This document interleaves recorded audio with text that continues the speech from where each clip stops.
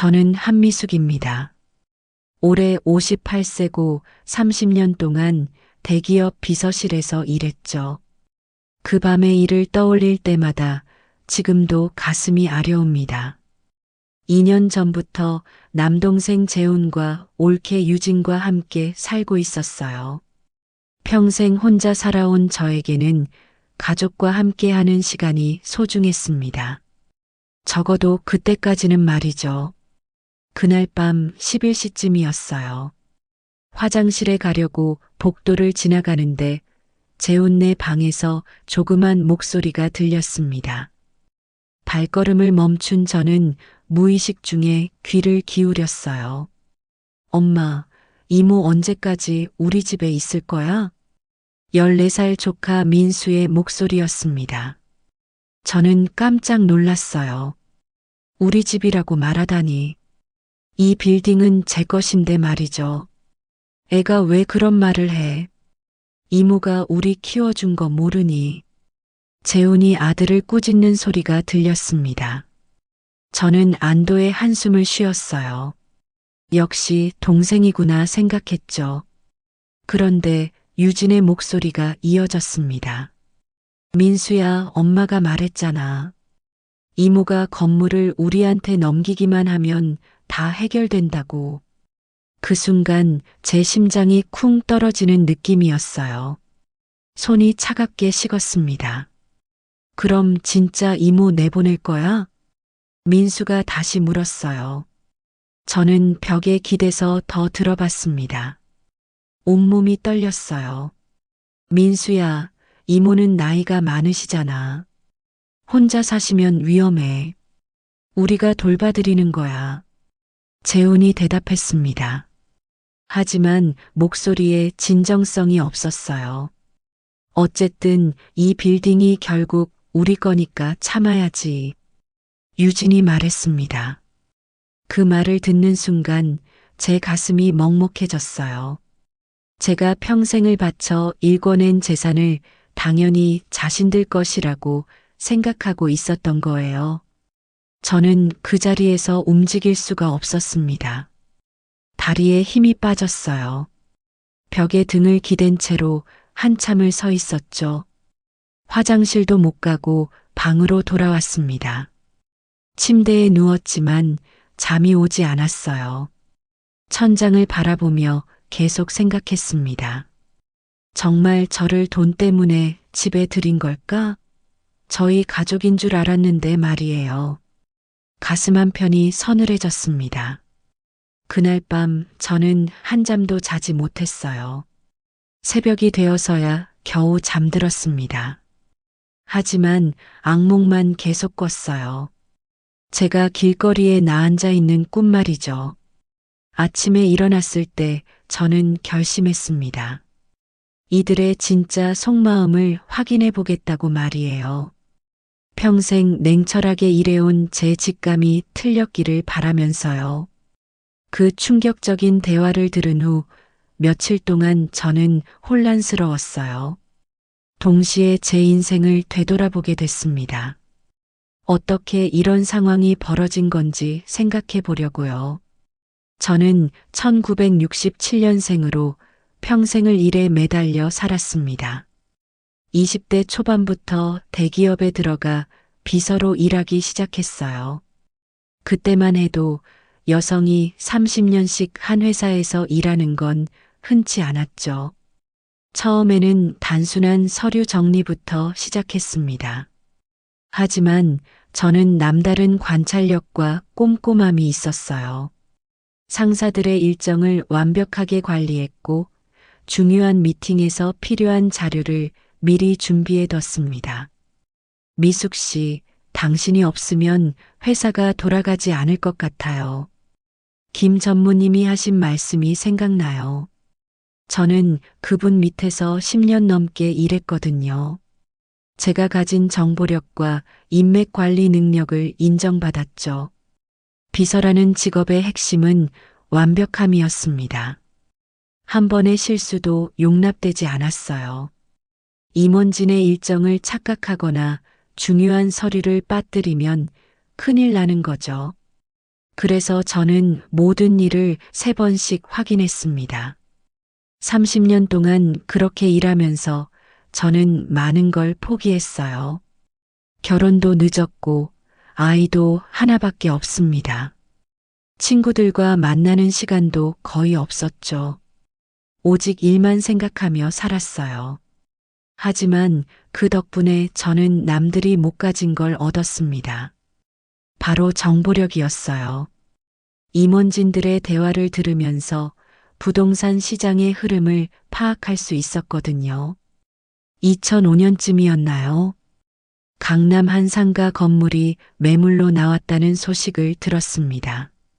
당시에는 지금만큼 비싸지 않았어요.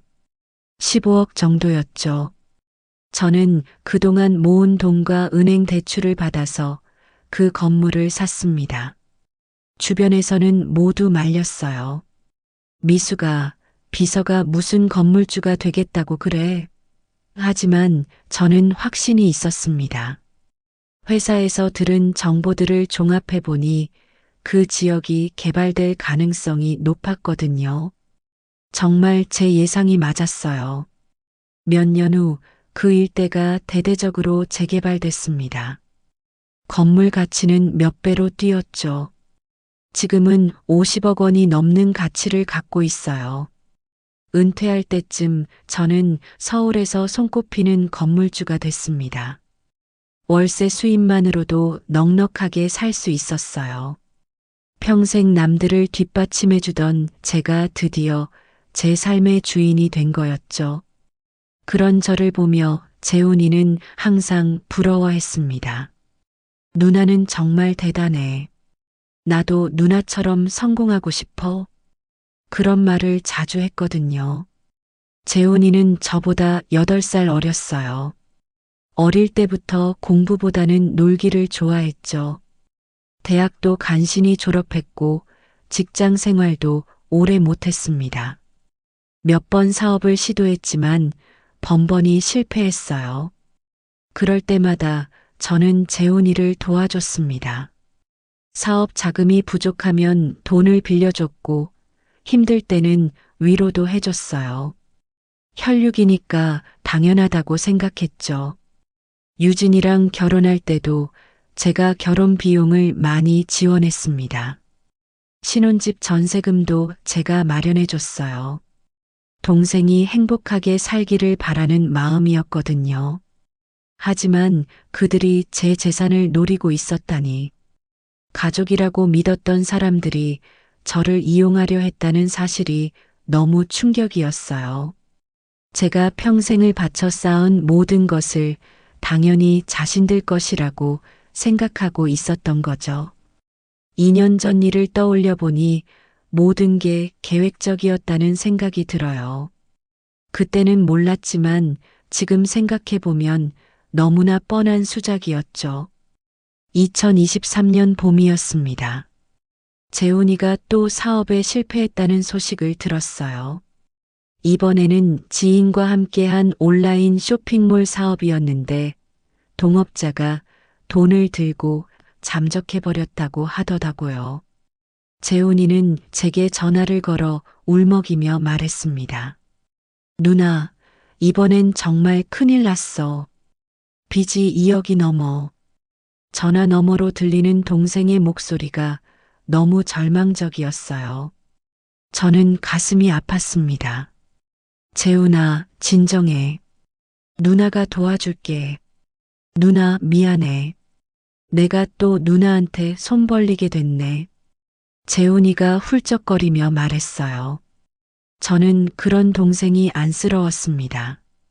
혈육인데 어떻게 모른 척 하겠어요. 그런데 며칠 후 재훈이와 유진이가 함께 제 빌딩으로 찾아왔어요. 둘 다 평소보다 심각한 표정이었습니다. 누나, 우리가 상의할 게 있어서 왔어. 재훈이가 말을 꺼냈어요. 유진이도 옆에서 고개를 끄덕였죠. 누나, 혼자 사시면서 외롭지 않으세요? 유진이 물었습니다. 갑작스러운 질문이었어요. 외롭긴 하지만 괜찮아. 딸도 가끔 오고. 저는 대답했어요. 사실 혼자 사는 게 편했거든요. 30년 동안 규칙적인 생활에 익숙해져 있었으니까요. 누나, 우리랑 같이 살면 어떨까? 집도 넓고 서로 의지할 수 있잖아. 재훈이가 제안했습니다. 저는 깜짝 놀랐어요. 전혀 예상하지 못한 말이었거든요. 갑자기 왜 그런 생각을 해? 누나가 나이도 있으시고 혹시 밤에 쓰러지시거나 하면 어떡해요? 우리가 함께 있으면 훨씬 안전하잖아요. 유진이 덧붙였습니다. 그럴듯한 이유였어요. 그리고 누나, 솔직히 말하면 우리도 지금 상황이 어려워. 전세금도 빼야 하고 임시로라도 같이 살 수 있으면 좋겠어. 재훈이가 솔직하게 말했어요. 저는 그제야 이해했습니다. 동생 부부가 경제적으로 힘든 상황이니까 제 집에서 함께 살자고 제안한 거였죠. 우리가 집안일도 도와드릴게요. 누나는 그동안 너무 혼자 고생하셨어요. 유진이가 말했어요. 목소리에 간절함이 묻어 있었습니다. 저는 한참 고민했어요. 평생 혼자 살아왔는데 갑자기 가족들과 함께 산다는 게 쉽지 않을 것 같았거든요. 하지만 동생이 어려울 때 외면할 수는 없었습니다. 그럼 일단 한 달만 같이 살아볼까? 서로 맞지 않으면 다른 방법을 생각해보고 저는 조건을 달았어요. 혹시나 해서 말이죠. 누나 고마워. 정말 고마워. 재훈이가 제 손을 잡으며 고마워했습니다. 유진이도 활짝 웃었어요. 어머님, 저희가 정말 잘할게요. 누나 모시는 걸 영광으로 생각해요. 유진이가 말했습니다. 그때는 그 말이 진심인 줄 알았어요. 일주일 후 재훈네 가족이 이사를 왔습니다. 민수까지 3명이 한꺼번에 들어오니 집안 분위기가 확 달라졌어요. 그동안 조용했던 집이 갑자기 활기차졌죠. 처음 몇 달은 정말 좋았습니다. 재훈이는 누나를 극진히 모셨어요. 제가 좋아하는 음식을 해달라고 유진이에게 부탁하기도 하고 제 건강을 걱정해주기도 했죠. 유진이도 마찬가지였어요. 집안일을 척척 해내며 저를 편하게 해주려고 노력했습니다. 빌딩 임대료 관리도 도와주겠다고 했어요. 어머님, 매달 임대료 받으시느라 힘드시죠? 제가 도와드릴게요. 아니야, 내가 직접 하는 게 좋아. 30년 동안 그렇게 해왔으니까. 저는 정중하게 거절했습니다. 빌딩 관리는 제가 직접 하고 싶었거든요. 민수도 저를 잘 따랐어요. 이모, 학교에서 이런 일이 있었어요 라며 자신의 이야기를 들려주곤 했죠. 저는 조카가 있다는 게 새롭고 좋았습니다. 그렇게 한 달, 2달이 지나갔어요. 저는 가족과 함께 사는 게 나쁘지 않다고 생각했습니다. 평생 혼자 살아온 것이 서운할 정도로 말이에요. 하지만 지금 돌이켜보니 그때부터 이미 계획이 시작됐던 것 같아요. 저를 안심시키고 경계심을 풀게 만드는 작업이었던 거죠. 저는 그들의 연기에 완전히 속아 넘어갔던 겁니다. 함께 산 지 1년이 지나자 분위기가 조금씩 변하기 시작했어요. 처음에는 아주 미묘한 변화여서 제가 예민하게 구는 건 아닌가 싶었습니다. 가장 먼저 눈에 띈 건 유진이의 태도였어요. 초반에는 저를 극진하게 모시더니 점점 말투가 캐저얼해졌습니다. 어머님, 오늘 장 보러 가실 거예요? 이런 정중한 말투에서 누나, 장 볼 거 있으면 말씀해요. 이렇게 바뀌었죠. 큰 차이는 아니지만 뭔가 달라진 게 느껴졌어요. 더 이상해진 건 유진이가 친구들을 집으로 부르기 시작한 거였습니다. 저에게는 미리 말하지도 않고 말이에요. 어느 날 오후 빌딩 관리 업무를 보고 집에 들어왔는데 거실에서 낯선 목소리가 들렸어요. 와, 유진아, 진짜 좋은 집에 사네. 그러게. 강남 한복판에 이런 빌딩을 소유하다니. 여자 3명이 앉아서 수다를 떨고 있었습니다. 저를 보더니 인사를 건넸어요. 어머님, 안녕하세요. 유진이 친구들이에요. 유진이가 소개했습니다. 저는 어색하게 인사를 받았어요. 그런데 유진아, 이 빌딩이 이모님 명의이긴 해도 사실상 너희 거나 마찬가지잖아. 한 친구가 말했어요. 저는 그 말에 깜짝 놀랐습니다. 사실상 자신들 거라니요. 뭔 소리야? 이모님 건물인데. 유진이가 대답했지만 목소리에 힘이 없었어요. 마치 형식적으로 하는 말 같았습니다.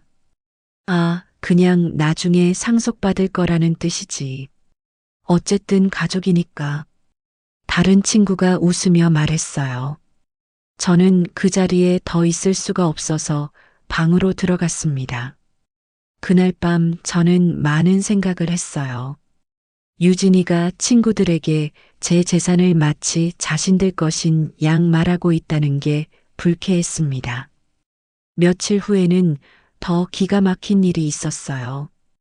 제가 빌딩 임차인과 통화를 하고 있는데 유진이가 옆에서 듣더니 갑자기 끼어들었습니다.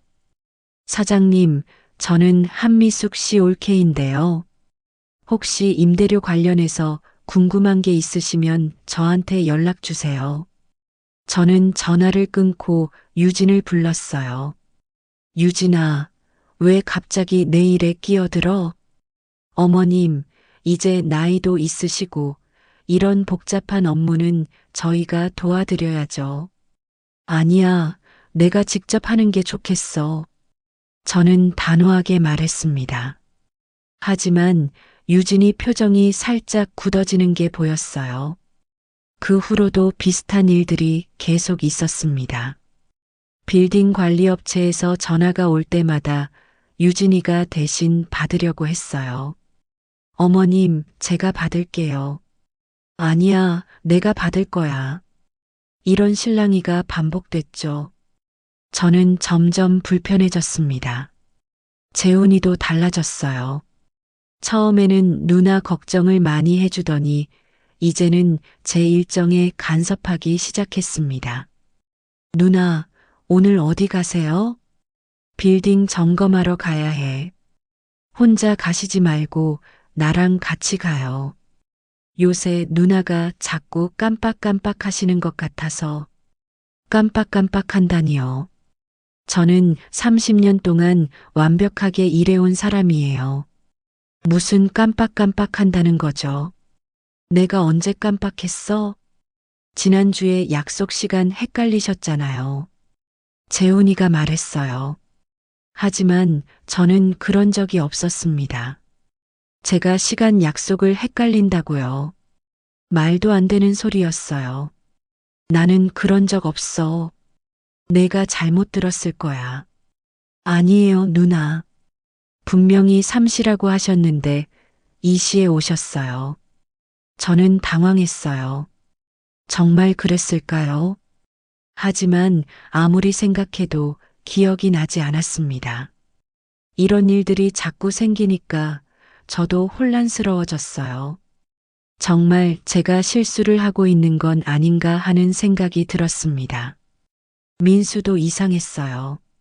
처음에는 저를 잘 따르더니 이제는 대화할 때 시큰둥한 반응을 보였습니다. 민수야, 학교 어땠어? 그냥 그랬어요. 예전처럼 자세한 이야기를 해주지 않았어요. 저를 피하는 것 같기도 했습니다. 어느 날 저녁 가족들이 모여 앉아 이야기하는데 저는 빠져 있었어요. 마치 투명 인간이 된 기분이었습니다.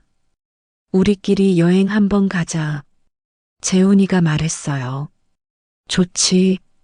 제주도 어때? 유진이가 대답했습니다. 이모는 안 가세요? 민수가 물었어요. 이모는 나이가 있으셔서 여행 가시면 힘드실 거야. 재훈이가 대답했습니다.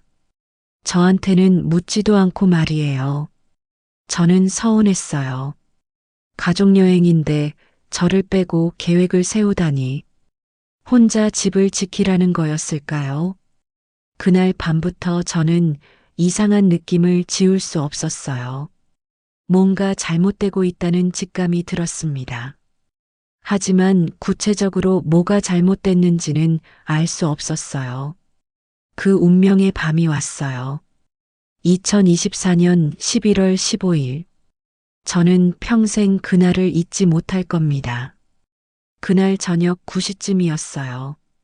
저는 방에서 책을 읽고 있었는데 목이 말라서 물을 마시러 부엌에 나갔습니다. 부엌에서 물을 마시고 있는데 재훈네 방에서 작은 목소리가 들렸어요. 문이 완전히 닫히지 않았나 봅니다. 처음에는 신경 쓰지 않으려 했어요. 하지만 제 이름이 들리니까 귀가 저절로 쫑긋해졌습니다. 누나 요새 이상하지 않아? 재훈이 목소리였어요. 저는 손을 멈췄습니다. 어떻게 이상한데? 유진이가 물었어요. 임대차 계약서도 자꾸 틀리게 작성하고 임차인들한테 전화할 때도 말이 안 되는 소리 하더라. 저는 깜짝 놀랐어요. 제가 언제 계약서를 틀리게 작성했다는 거죠. 30년 동안 서류 작업을 해온 저한테요. 그러게. 며칠 전에도 같은 사람한테 월세를 2번 달라고 했잖아. 유진이가 말했어요.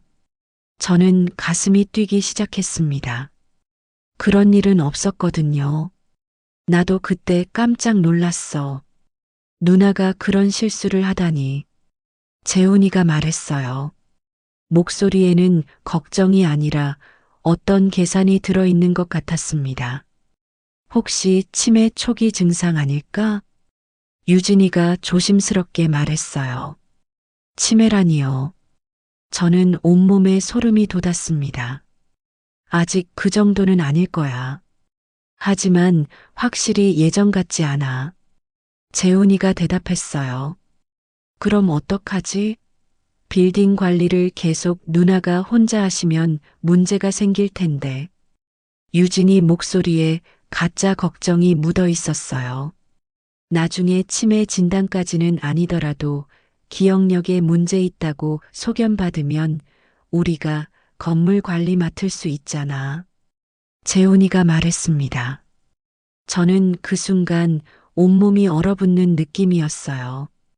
그래, 그때까지 조금씩 누나한테 문제 있다고 소문내면 돼. 유진이가 말했습니다. 소문을 낸다고요. 벌써 몇 명한테는 말했어. 누나가 요새 기억력이 안 좋으시다고. 재훈이가 말했어요. 저는 무릎에 힘이 빠졌습니다. 누나 성격상 자존심 때문에 인정하지 않으실 텐데. 그러니까 더 교묘하게 해야지. 직접적으로 말하는 게 아니라 주변 사람들이 자연스럽게 알게 하는 거야. 유진이가 말했습니다. 교묘하게라니. 이들이 저를 함정에 빠뜨리려 한다는 걸 깨달았어요. 임차인들한테도 슬쩍슬쩍 말해봐야겠어. 건물주가 요새 실수가 많다고. 재훈이가 말했습니다. 저는 가슴이 터질 것 같았어요. 그러면 나중에 우리가 건물 관리 맡겠다고 할 때 사람들이 이해할 거야. 유진이가 만족스럽게 말했어요. 누나가 워낙 완벽주의자셔서 작은 실수만 있어도 큰 문제로 보일 거야. 재훈이가 웃으며 말했습니다. 제 성격까지 이용하려는 거였어요. 저는 더 이상 들을 수가 없어서 조용히 방으로 돌아왔습니다. 다리가 후들거려서 침대에 주저앉았어요. 머리가 하얘졌습니다. 믿었던 가족들이 저를 치매 환자로 몰아가려 한다니요. 제가 평생 쌓아온 명예와 자부심을 한순간에 무너뜨리려는 거였어요. 그동안의 모든 일들이 이해됐습니다. 제가 실수했다고 우기던 일들, 제 능력을 의심하게 만들던 말들, 모든 게 계획된 일이었던 거예요. 저는 밤새 잠을 이루지 못했어요. 화가 나기도 하고 서럽기도 했습니다. 가족이라고 믿었던 사람들에게 이런 배신을 당하다니. 새벽이 되어서야 저는 결심을 했어요. 이들의 계획을 그냥 당할 수는 없다고 말이죠. 30년 동안 치열하게 살아온 한미숙을 우습게 보면 안 된다고요. 그 충격적인 대화를 들은 후 며칠 동안 저는 이들의 행동을 유심히 관찰했어요. 정말 제가 들은 게 맞는지 확인하고 싶었거든요. 안타깝게도 제 의심은 현실이 됐습니다. 먼저 유진이의 행동부터 이상해졌어요. 빌딩 1층에 있는 카페 사장님과 이야기하는 모습을 봤습니다. 사장님, 저희 어머님이 요새 깜빡깜빡하는 일이 많으셔서요. 유진이가 조심스럽게 말했어요. 저는 모른 척하면서 멀리서 들었습니다. 어떻게 깜빡하시는데요? 카페 사장님이 물었어요. 중요한 서류를 자꾸 잃어버리시고 같은 말을 2번씩 하시고 그래요. 유진이가 걱정하는 척 말했습니다. 하지만 저는 그런 적이 한 번도 없었어요. 아, 그러시구나. 연세가 있으시니까. 카페 사장님이 이해한다는 듯이 말했어요. 저는 분노가 치밀어 올랐습니다. 그래서 저희가 조금씩 도와드리려고 해요. 혹시 임대료 관련해서 이상한 일 있으면 저한테 연락 주세요. 유진이가 말했어요. 자신이 대신 관리하겠다는 뜻이었죠. 다음 날에는 재훈이가 2층 사무실 사장님과 이야기하는 걸 들었어요. 사장님, 누나가 이번 달 임대료를 2번 달라고 했다면서요? 재훈이가 물었어요. 그런 일은 없었는데 말이에요. 아니요, 그런 일은 없었는데요. 사장님이 당황하며 대답했어요. 아, 그래요? 제가 잘못 들었나 보네요. 누나가 요새 기억이 가물가물하셔서. 재훈이가 말했습니다. 거짓말로 상황을 만들고 있는 거였어요. 혹시 나중에 그런 일 있으면 저한테 먼저 연락 주세요. 확인해 드릴게요. 재훈이가 말했습니다. 자신이 중간에서 관리하겠다는 의미였죠. 저는 이들의 계획이 얼마나 치밀한지 깨달았어요. 직접적으로 저를 치매 환자라고 말하는 게 아니라 은근슬쩍 의심을 심어주는 거였습니다. 며칠 후에는 더 기가 막힌 일이 벌어졌어요. 3층 옷가게 사장님이 저한테 조심스럽게 물어봤어요. 사장님, 혹시 요새 몸이 안 좋으세요? 왜 그렇게 물어보세요? 저는 당황했어요. 아니, 올케분이 그러시더라고요. 사장님이 스트레스를 많이 받으신다고. 올케가 또 무슨 말을 한 걸까요? 저는 가슴이 답답해졌어요. 그리고 중요한 약속도 자꾸 까먹으신다고 하더라고요. 옷가게 사장님이 말했어요. 저는 화가 났습니다. 제가 언제 약속을 까먹었다는 거죠. 저는 그런 적 없어요. 올케가 뭔가 오해한 것 같네요. 저는 단호하게 말했어요. 하지만 사장님 표정을 보니 이미 유진이 말을 믿고 있는 것 같았습니다. 집에 돌아와서 유진을 따졌어요. 유진아, 왜 사람들한테 내가 깜빡깜빡한다고 말하고 다녀? 어머님, 언제 제가 그런 말을 했어요? 유진이가 모른 척 했어요. 하지만 눈빛이 흔들렸습니다. 옷가게 사장님이 직접 말하더라. 아, 그건 어머님 걱정돼서 한 말이에요. 요새 많이 피곤해 보이시길래. 유진이가 둘러댔어요. 하지만 저는 속지 않았습니다. 앞으로는 내 일에 대해서 함부로 말하지 마. 저는 경고했어요. 유진이 표정이 굳어졌습니다. 그날 밤 또다시 이들의 대화를 들었어요. 누나가 눈치챈 것 같아. 재훈이가 말했어요. 그럼 어떡하지? 더 조심스럽게 해야 하나? 유진이가 물었어요. 아니야, 오히려 좋은 기회야. 누나가 화내는 모습을 사람들이 보면 더 의심스러워 할 거야. 재훈이가 말했습니다. 제 분노까지 이용하려는 거였어요. 그래, 감정 조절을 못한다고 하면 더 설득력 있겠네. 유진이가 동조했어요. 저는 소름이 끼쳤습니다. 이들은 제가 어떻게 반응하든 자신들에게 유리하게 해석할 준비가 돼 있었어요. 정말 무서운 계획이었습니다. 다음 날부터 저는 더욱 조심스럽게 행동했어요. 모든 일을 완벽하게 처리하려고 노력했습니다. 하지만 이들의 방해는 계속됐어요. 계약서를 작성할 때 유진이가 옆에서 자꾸 말을 걸었어요. 어머님, 차 드실래요? 집중이 안 되게 만드는 거였습니다. 그러고 나서 제가 작은 실수라도 하면 바로 지적했어요. 어머님, 날짜가 틀렸는 것 같은데요. 정말 악랄한 방법이었습니다.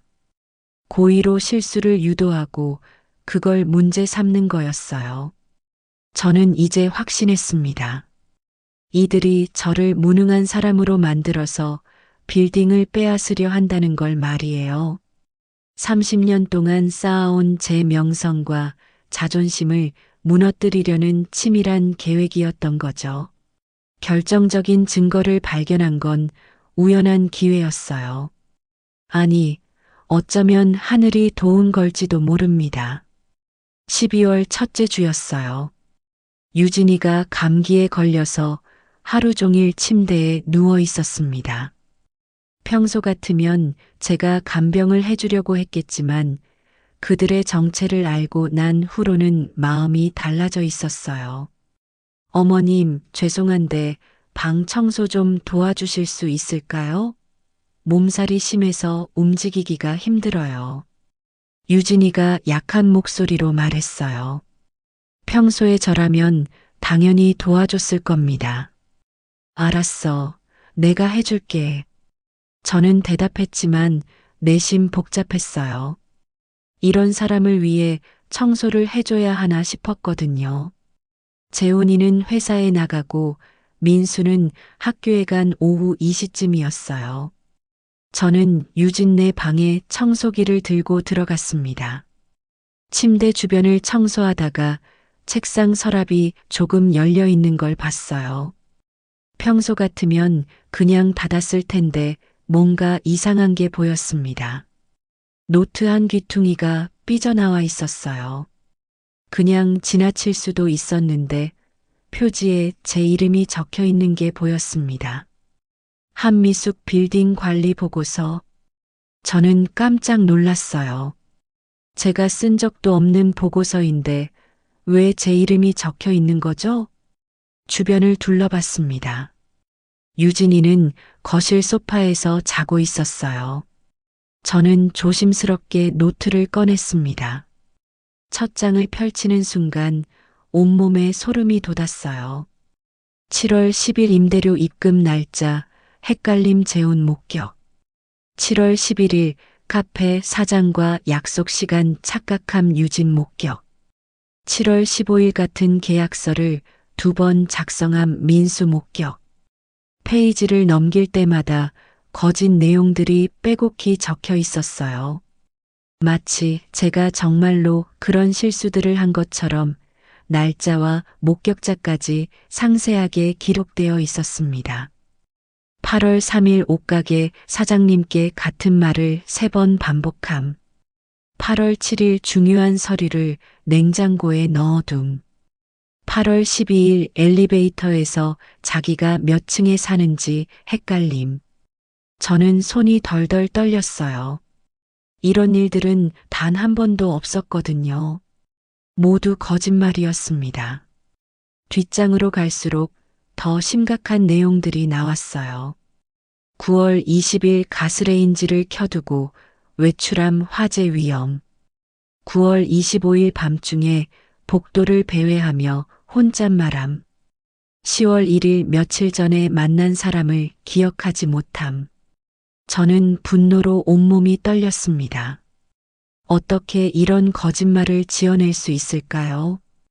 특히 가스레인지를 켜두고 나갔다는 건 정말 악질적이었어요. 화재라도 났으면 어쩔 뻔했겠어요. 마지막 페이지에는 더욱 충격적인 내용이 있었습니다. 계획 단계별 진행. 1단계 작은 실수들을 목격자와 함께 기록 완료.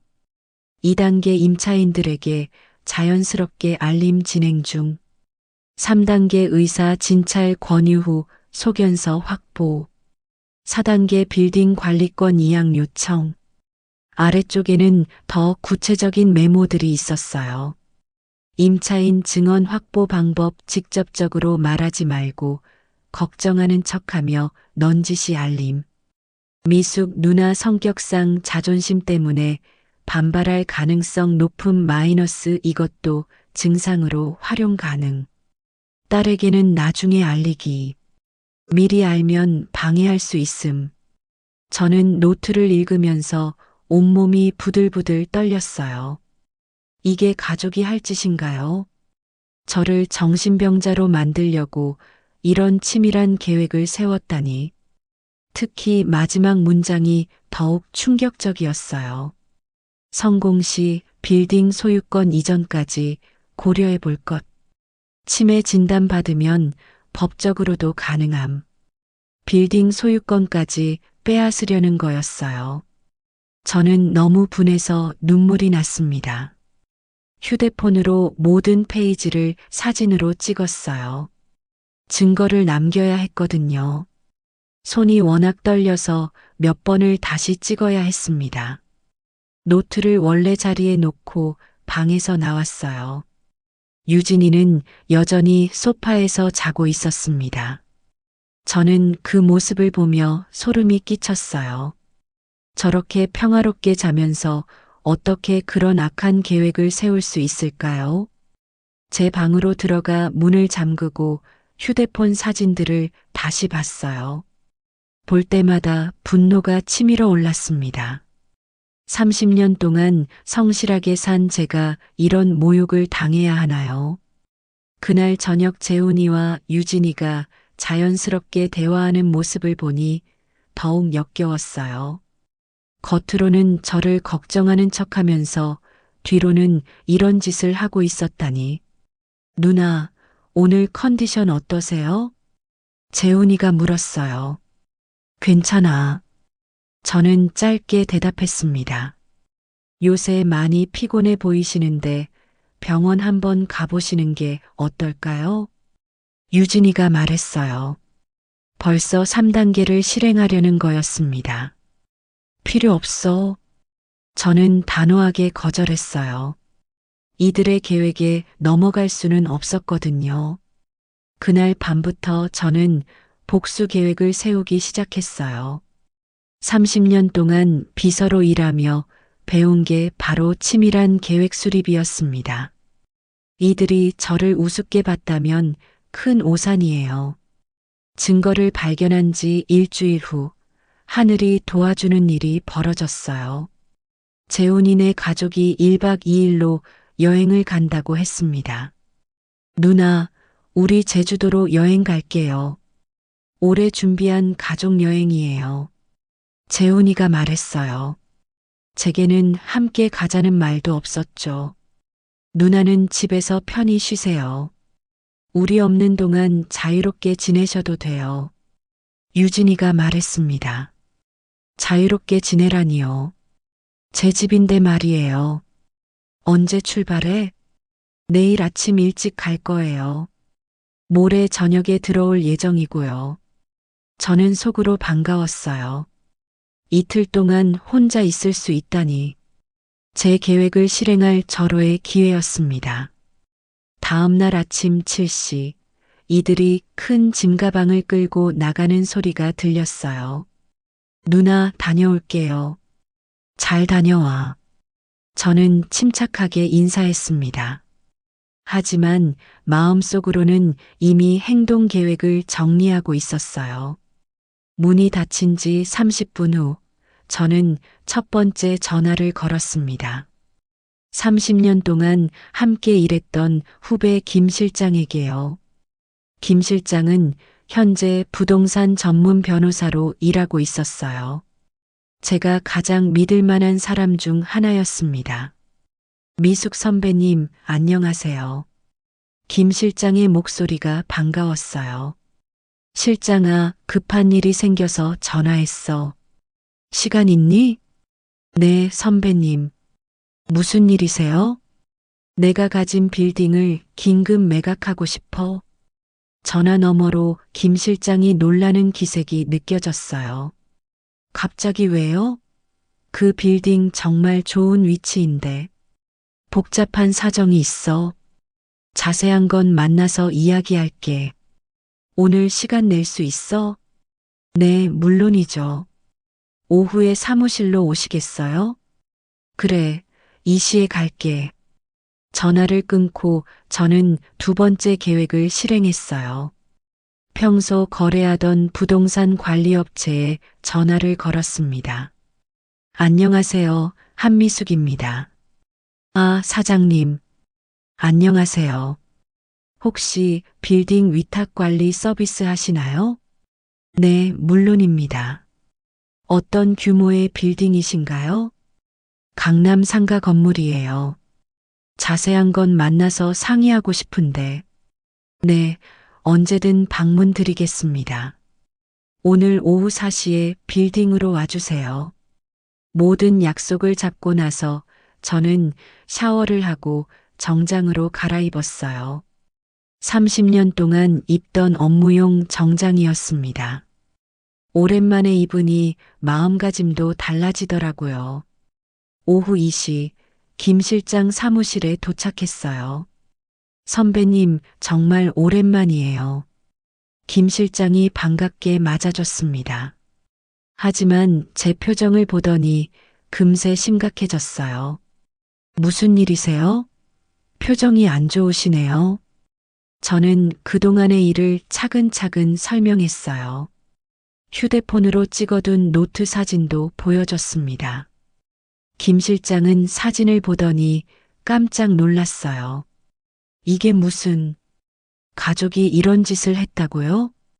응, 그래서 빌딩을 매각하려고 해. 이들 손에는 절대 넘겨줄 수 없어. 선배님, 잠깐만요. 성급하게 결정하지 마세요. 김 실장이 말렸어요. 아니야, 이미 결정했어. 대신 조건이 있어. 어떤 조건이요? 매각과 동시에 소유권을 임시로 내 명의로 해줘. 그리고 전문 관리업체에 위탁 관리를 맡길 거야. 김 실장이 고개를 끄덕였어요. 법적으로는 가능합니다. 하지만 정말 확실하게 결정하신 거예요? 응, 30년 동안 일하면서 이런 결정을 내린 적은 처음이지만 확신해. 그럼 계약서부터 준비할게요. 매각 가격은 어떻게 하시겠어요? 시세보다 조금 낮춰도 괜찮아. 빨리 처리하는 게 중요해. 오후 4시에는 관리업체 직원이 빌딩으로 왔어요. 사장님, 정말 좋은 위치네요. 관리 맡겨주시면 완벽하게 해드릴게요. 좋아요. 내일부터 시작할 수 있나요? 네, 물론입니다. 모든 준비가 끝나고 집에 돌아오니 오후 6시였어요. 조용한 집에서 혼자 저녁을 먹으니 마음이 편했습니다. 내일이면 재혼 내 가족이 돌아올 거예요. 그들이 어떤 표정을 지을지 벌써부터 기대됐습니다. 30년 동안 완벽하게 일해온 한미숙을 얕봤다면 큰 실수였어요. 저는 그날 밤 오랜만에 푹 잤습니다. 복수 계획이 완벽하게 준비됐다는 안도감 때문이었어요. 복수 준비를 마친 다음 날, 저는 가장 중요한 전화를 걸어야 했어요. 제 딸 은정이에게 말이죠. 은정이는 저를 많이 닮았어요. 대기업에서 마케팅 팀장으로 일하고 있고 꼼꼼하고 책임감 있는 성격입니다. 제가 가장 믿고 의지하는 사람이에요. 평소에는 일주일에 한 번씩 안부 전화를 했는데 요즘은 재혼내 가족 때문에 연락이 뜸했어요. 은정이가 와도 분위기가 어색할 것 같아서 피했거든요. 오전 10시쯤 은정이에게 전화를 걸었어요. 엄마, 웬일이에요? 요즘 연락도 잘 안 하시더니. 은정이 목소리에 서운함이 묻어 있었어요. 은정아, 엄마가 할 말이 있어. 시간 있니? 네, 있어요. 무슨 일이에요? 전화로는 길어질 것 같아. 오늘 저녁에 집에 올 수 있어? 네, 갈게요. 그런데 작은아버지네는 어떻게 해요? 걱정 마, 여행 갔어. 우리끼리 조용히 이야기할 수 있어. 알겠어요. 6시쯤 갈게요. 전화를 끊고 나서 저는 마음을 가다듬었어요. 딸에게 이런 부끄러운 이야기를 해야 한다니. 하지만 은정이는 알 권리가 있었습니다. 오후 6시 은정이가 왔어요. 오랜만에 보는 딸의 모습에 반가웠지만 한편으로는 마음이 무거웠어요. 엄마 많이 야위셨네요. 무슨 일 있어요? 은정이가 걱정스럽게 물었어요. 은정아, 앉아. 엄마가 천천히 이야기해 줄게.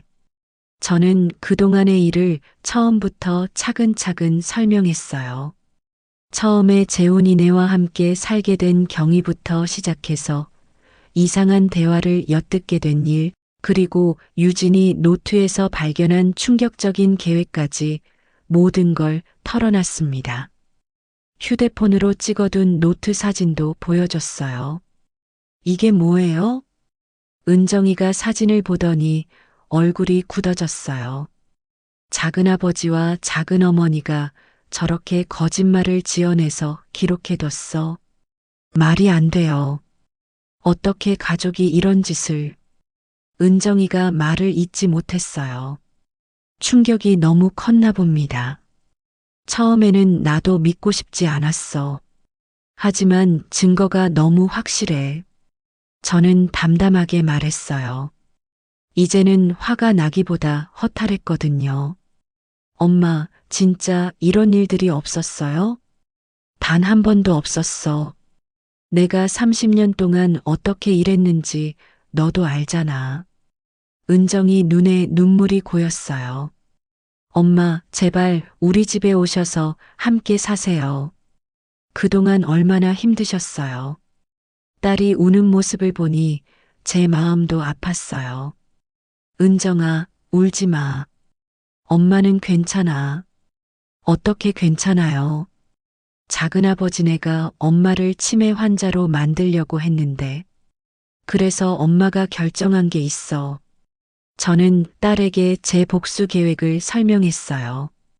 빌딩을 매각한 것, 관리업체에 위탁한 것, 모든 준비가 끝났다는 것까지요. 엄마, 정말 빌딩을 파셨어요? 응, 어제 계약 완료했어. 이미 소유권도 변경됐고, 그럼 작은아버지네는 모르는 거예요? 응, 내일 여행에서 돌아오면 알게 될 거야. 은정이가 복잡한 표정을 지었어요. 엄마, 너무 성급하게 결정하신 거 아니에요? 아니야, 이게 최선이야.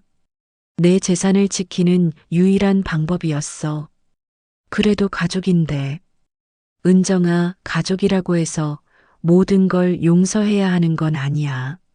나를 정신병자로 만들려고 한 사람들이야. 딸이 고개를 숙였어요.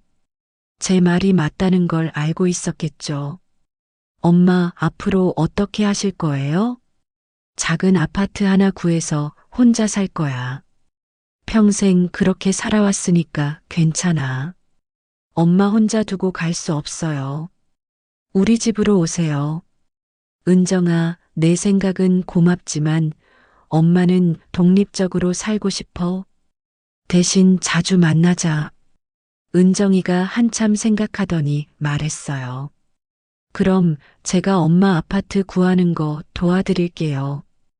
혼자 하지 마세요. 그래, 고마워. 그리고 엄마, 작은아버지네가 뭐라고 하면 제가 나설게요. 제가 다 알고 있다고 하면 함부로 못할 거예요.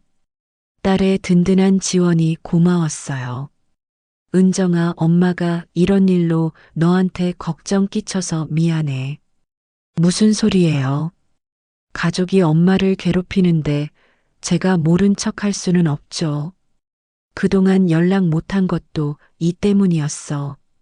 집 분위기가 이상해서 너를 부르기가 어려웠어. 그런 거였구나. 저는 제가 뭔가 잘못했나 싶어서 고민했어요. 우리는 그날 밤 늦게까지 이야기했어요.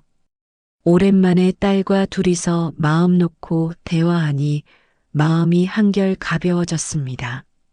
엄마, 내일 작은아버지네가 돌아오면 어떤 반응을 보일까요? 아마 충격받을 거야. 자신들 계획이 완전히 무너진 걸 알게 되니까. 무서우면 전화하세요. 제가 바로 달려올게요. 걱정 마. 엄마가 30년 동안 어떻게 살아왔는지 보여줄 거야. 은정이가 떠나기 전에 마지막으로 말했어요. 엄마, 정말 용감하세요. 저도 엄마처럼 강한 사람이 되고 싶어요. 은정아, 너는 이미 충분히 강해. 그리고 앞으로는 엄마가 더 당당하게 살 거야. 딸이 떠나고 나니 집이 다시 조용해졌어요. 내일이면 재혼네 가족이 돌아올 텐데 어떤 표정을 지을지 벌써 궁금했습니다. 30년 동안 참았던 분노를 마음껏 표출할 때가 드디어 왔어요. 다음 날 오후 5시쯤 재혼네 가족이 여행에서 돌아왔어요. 현관문이 열리는 소리를 듣는 순간 제 심장이 두근거렸습니다. 드디어 그 순간이 온 거였어요. 누나 다녀왔어요. 재훈이가 큰 소리로 인사했어요. 평소와 다름없는 목소리였습니다. 어머님, 집에 별일 없으셨죠? 유진이도 물었어요. 마치 정말 걱정해서 묻는 것 같았죠. 응, 별일 없었어. 저는 담담하게 대답했어요. 하지만 속으로는 웃음이 나왔습니다. 곧 별일이 생길 텐데 말이에요. 이모, 제주도 정말 좋았어요. 다음에는 같이 가요. 민수가 말했어요. 이제 와서 같이 가자니요. 얼마나 뻔뻔한지 모르겠어요. 저는 거실에 앉아서 차분하게 말했어요. 여행 잘 다녀온 것 같네. 그런데 할 얘기가 있어. 무슨 얘기요? 재훈이가 물었어요. 빌딩 얘기야. 그 말을 듣는 순간 재훈이와 유진이 표정이 미묘하게 바뀌었어요. 빌딩이 어떻게 됐는데요? 유진이가 조심스럽게 물었어요. 너희들이 없는 동안 관리업체를 바꿨어. 저는 천천히 말했어요. 폭탄 선언의 시작이었습니다. 갑자기 왜요? 재훈이가 당황했어요. 그동안 내가 빌딩 관리를 엉망으로 했잖아. 너희가 항상 걱정한다고 했으니까. 저는 비꼬는 투로 말했어요. 누나, 무슨 소리예요? 저희가 언제 그런 말을. 재훈아, 거짓말하지 마. 나 다 들었어. 저는 단호하게 말했어요. 재훈이가 얼굴이 새파랗게 질렸어요. 뭘 들었다는 거예요? 유진이가 목소리가 떨렸어요. 너희가 나를 치매 환자로 만들려는 계획 말이야. 그 순간 거실이 조용해졌어요. 재훈이와 유진이가 서로를 바라보며 당황해했습니다. 누나, 무슨 오해가? 오해? 이것도 오해야? 저는 휴대폰을 꺼내서 노트 사진을 보여줬어요. 이게 뭐니? 한미숙 빌딩 관리 보고서. 유진이가 사진을 보더니 얼굴이 하얗게 질렸어요. 어떻게? 그건 제 방에. 응, 내 방에서 가져온 거야. 청소해달라고 해서 들어갔다가 발견했지. 저는 냉정하게 말했어요. 7월 10일 임대료 입금 날짜, 헷갈림, 재훈 목격. 이게 뭐야? 나 그런 적 없는데? 재훈이가 말을 못했어요. 8월 7일 중요한 서류를 냉장고에 넣어둠. 이것도 거짓말이지? 나 냉장고에 서류 넣은 적 없어. 유진이가 변명하려 했어요. 어머님, 그건. 입 닥쳐. 저는 처음으로 유진에게 화를 냈어요. 가스레인지 켜두고 외출했다고? 너희가 정말 나를 위험한 사람으로 만들려고 했구나. 누나, 진정하세요. 재훈이가 말했지만 목소리가 떨렸어요. 진정하라고? 30년 동안 완벽하게 살아온 나한테 치매라는 누명을 씌우려 했는데 저는 목소리를 높였어요. 그리고 마지막 페이지에 뭐라고 적혀 있는지 아니? 빌딩 소유권 이전까지 고려해 볼 것. 이게 너희 진짜 목적이었지? 재훈이와 유진이가 아무 말도 못했어요. 완전히 들킨 거였죠. 그래서 내가 결정했어. 빌딩을 팔았어. 뭐라고요? 재훈이가 소리를 질렀어요. 어제 계약 완료했어. 이미 소유권도 변경됐고 관리업체도 바뀌었어. 말도 안 돼요. 누나가 그런 중요한 결정을 혼자 할 리 없어요. 유진이가 믿지 않겠다는 표정으로 말했어요. 믿기지 않으면 내일 등기부등본 확인해봐. 이미 다른 사람 명의야. 저는 차분하게 말했어요. 누나, 제발. 우리가 잘못했어요. 다시 생각해 주세요. 재훈이가 급하게 말했어요. 이제 와서 잘못했다고요. 늦었어. 이미 모든 게 끝났어. 그럼 우리는 어떻게 해요? 유진이가 울먹이며 물었어요. 그건 너희가 알아서 해. 나는 이제 상관없어. 저는 냉정하게 말했어요. 30년 동안 쌓인 분노가 모두 터져나왔습니다. 그 다음 날부터 재훈이와 유진이의 절망적인 몸부림이 시작됐어요. 하지만 이미 모든 게 늦었죠. 누나, 정말 빌딩을 팔았어요? 재훈이가 아침 일찍 제 방으로 와서 물었어요. 밤새 잠 못 잤는지 얼굴이 초췌했습니다. 응, 등기부등본도 확인해 봤을 텐데 아직도 믿기지 않니? 저는 담담하게 대답했어요. 말도 안 돼. 우리가 얼마나 고생했는데. 재훈이가 소리를 질렀어요. 고생했다고요. 저를 괴롭힌 게 고생인가요? 너희가 고생한 게 아니라 나를 괴롭힌 거지. 누나, 우리는 진짜 누나를 걱정해서. 거짓말 그만해. 노트에 모든 계획이 다 적혀 있었잖아. 재훈이가 말문이 막혔어요. 유진이는 더 적극적으로 나왔어요. 어머님, 이건 사기예요. 소송 걸 거예요. 유진이가 위협적으로 말했어요. 소송? 좋아. 걸어봐. 저는 오히려 웃었어요. 법정에서 내가 내 명의로 거짓 기록을 작성한 것부터 따져보자. 그게 더 큰 문제일 텐데. 유진이가 얼굴이 새파랗게 질렸어요. 그리고 임차인들한테 거짓말로 내 명예를 훼손한 것도 있고, 그런 증거는 없잖아요. 증거? 내가 다 녹음해뒀어.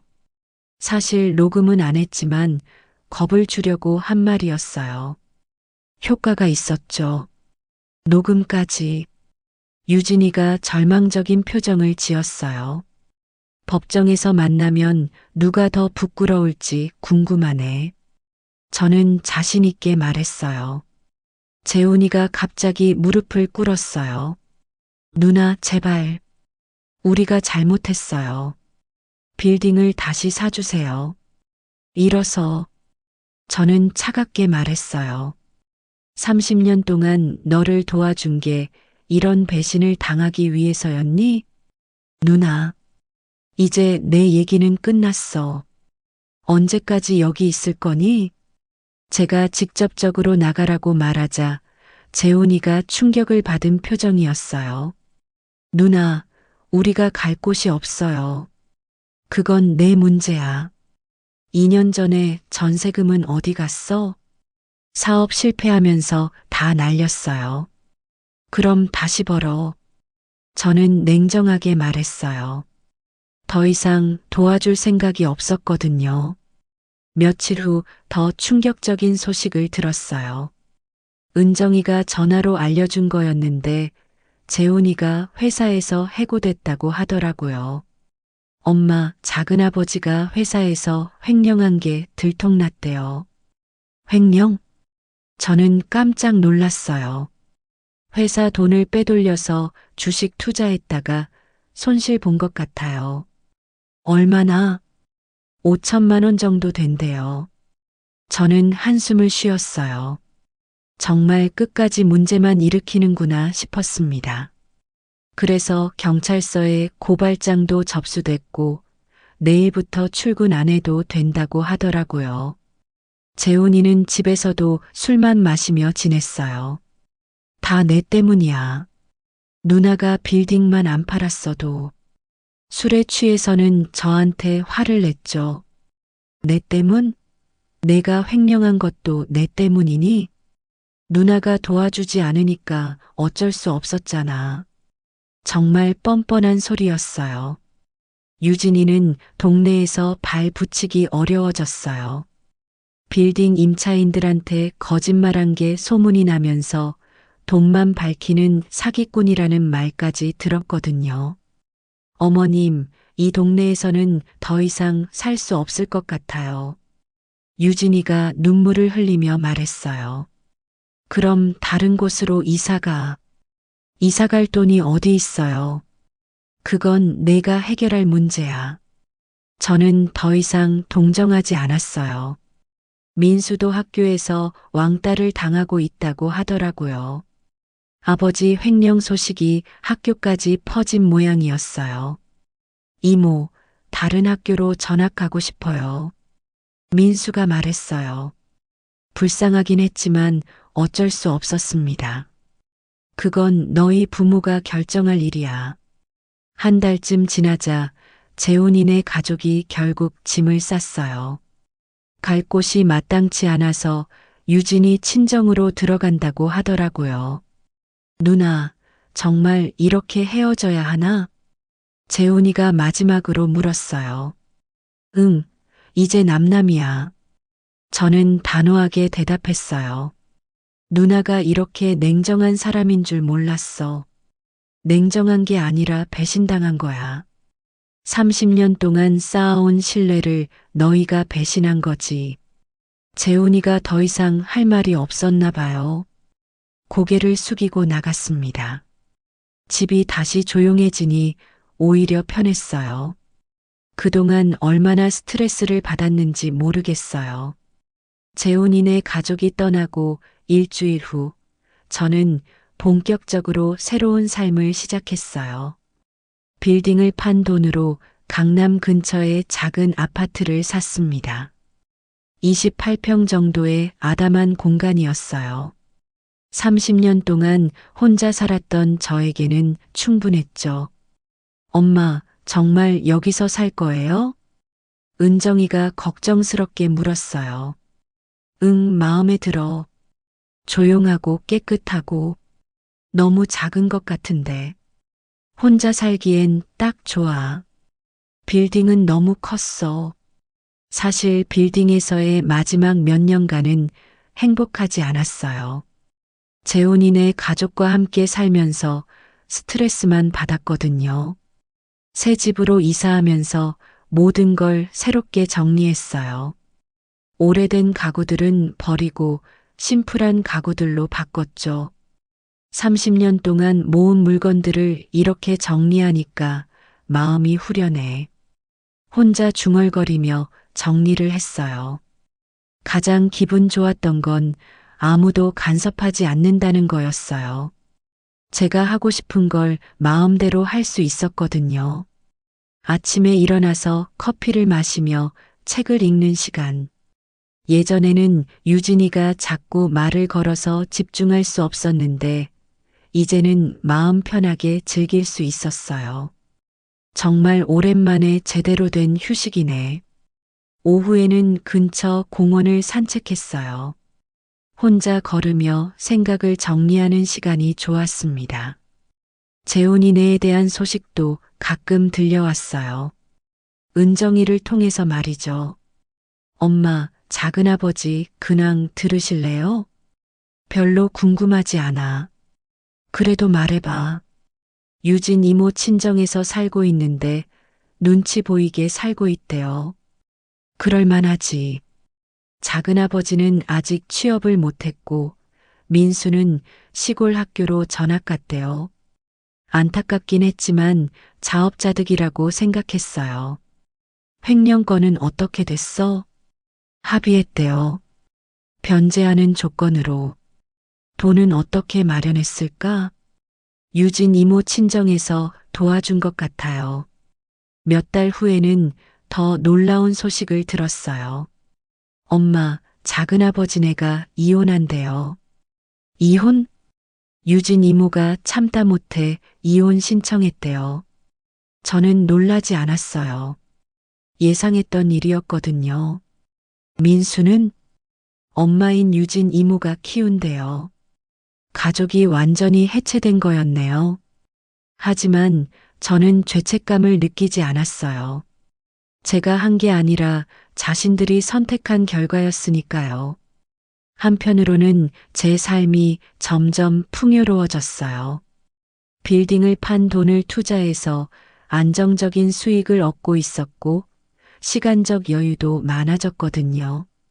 이렇게 평화로운 게 얼마만인지 모르겠네. 새로운 취미도 생겼어요. 요리 클래스를 다니기 시작했거든요. 30년 동안 간단한 것만 해 먹었는데 이제야 제대로 배우네. 클래스에서 만난 비슷한 또래의 여성들과 친구가 되기도 했어요. 미숙 씨, 혼자 사시는데도 정말 당당하세요. 오히려 혼자 사는 게 편해요. 눈치 볼 일 없어서 가끔 재혼이네 생각이 날 때도 있었어요. 하지만 후회하지는 않았습니다. 가족이라고 해서 모든 걸 참고 살 필요는 없어. 혼자서 다짐했어요. 은정이도 자주 놀러 왔어요. 예전보다 더 편하게 대화할 수 있었죠. 엄마, 정말 혼자 사는 게 좋으세요? 응, 30년 만에 진짜 내 삶을 사는 것 같아. 그럼 다행이에요. 처음에는 걱정했거든요. 뭘 걱정해? 엄마가 얼마나 독립적인 사람인데. 6개월쯤 지나니 완전히 새로운 일상에 적응했어요. 아침에 일어나서 운동하고 오후에는 독서나 취미 활동을 하고 저녁에는 요리해서 맛있게 먹는 규칙적인 생활. 이게 진짜 내가 원했던 노후 생활이구나. 재혼이네와 함께 살았을 때는 항상 긴장하고 스트레스 받으며 살았는데 이제는 정말 편안했어요. 지금 이 이야기를 하는 건 1년이 지난 후예요. 저는 여전히 건강하고 행복하게 살고 있습니다. 새 아파트에서의 생활은 정말 만족스러워요. 아침마다 베란다에서 바라보는 한강뷰가 마음을 평온하게 만들어주거든요. 30년 동안 빌딩 관리하느라 바쁘게 살았는데 이제야 여유를 찾았네. 요리 클래스에서 만난 친구들과도 정기 모임을 갖고 있어요. 비슷한 나이대의 여성들이라 공통 관심사가 많아서 대화하기 편해요. 미숙 씨는 정말 삶의 경험이 풍부하시네요. 저도 여러분한테 배울 점이 많아요. 가끔 재훈이네 소식을 들을 때도 있어요. 재훈이는 아직 제대로 된 직장을 찾지 못하고 있다고 하고, 유진이는 이혼 후 힘들게 살고 있다고 하더라고요. 민수는 새로운 환경에 적응하느라 힘들어한다고 하는데 안타깝긴 해요. 하지만 어쩔 수 없는 일이죠. 내가 더 이상 책임질 일이 아니야. 혼자서 중얼거렸어요. 오히려 제 삶은 점점 더 충실해지고 있어요. 새로운 투자도 시작했고 평생교육원에서 컴퓨터 강의도 듣고 있거든요. 60살이 넘었다고 배우지 못할 이유는 없지. 젊은 학생들 사이에서 공부하는 게 처음에는 어색했지만 이제는 오히려 활력을 얻고 있어요. 은정이는 여전히 자주 놀러 와요. 아이들도 데리고 와서 할머니와 시간을 보내곤 하죠. 할머니, 혼자 사시는데 무섭지 않아요? 손자가 물어봤어요. 전혀 안 무서워. 할머니는 혼자 있는 게 편해. 왜요? 누구 눈치도 안 보고 하고 싶은 거 다 할 수 있거든. 아이들이 신기해했어요. 요즘에는 여행도 다니고 있어요. 혼자서 또는 친구들과 함께 말이에요. 평생 일만 하느라 여행 한번 제대로 못 가봤는데 이제야 해보네. 제주도, 부산, 경주까지 다녀왔어요. 다음에는 해외여행도 계획하고 있어요. 가끔 과거를 돌아볼 때가 있어요. 30년 전 젊은 비서였던 제 모습부터 빌딩을 성공적으로 운영했던 시절, 그리고 재훈이네와의 힘든 시간까지 모든 게 나를 강하게 만들어준 경험이었네. 후회는 없어요. 재훈이네를 내보낸 것도 빌딩을 판 것도 모두 옳은 선택이었다고 생각해요. 지금 이 이야기를 듣고 계신 분들 중에도 비슷한 상황에 계신 분이 있을지 모르겠어요. 가족이라는 이름으로 여러분을 괴롭히거나 이용하려는 사람들 말이에요. 제가 드리고 싶은 말씀은 이거예요. 가족이라고 해서 모든 걸 참고 견뎌야 하는 건 아니에요. 혈연이라는 이유만으로 자신의 인생을 포기하거나 희생할 필요는 없어요. 여러분의 삶이 더 소중하니까요. 나이는 정말 숫자에 불과해요. 저는 58세에 새로운 시작을 했어요. 60세가 넘어서도 새로운 걸 배우고 도전하고 있고요. 언제든 변화할 수 있어요. 용기를 내세요. 잘못된 관계는 정리하고 자신만의 행복을 찾으세요. 저는 지금 정말 만족스러운 삶을 살고 있어요. 30년 동안 다른 사람들을 위해 살았다면 이제는 온전히 제 자신을 위해 살고 있어요. 한미숙의 진짜 인생은 지금부터 시작이야. 아직도 할 일이 많아요. 가고 싶은 곳도 많고 배우고 싶은 것도 많아요. 만나고 싶은 사람들도 많고요. 앞으로도 당당하고 씩씩하게 살 거예요. 제 이야기를 들어주신 모든 분들도 행복하시기를 바라면서 오늘 이야기를 마칠게요. 여러분의 삶도 여전히 진행 중이라는 걸 잊지 마세요. 언제든 새로운 시작이 가능해요.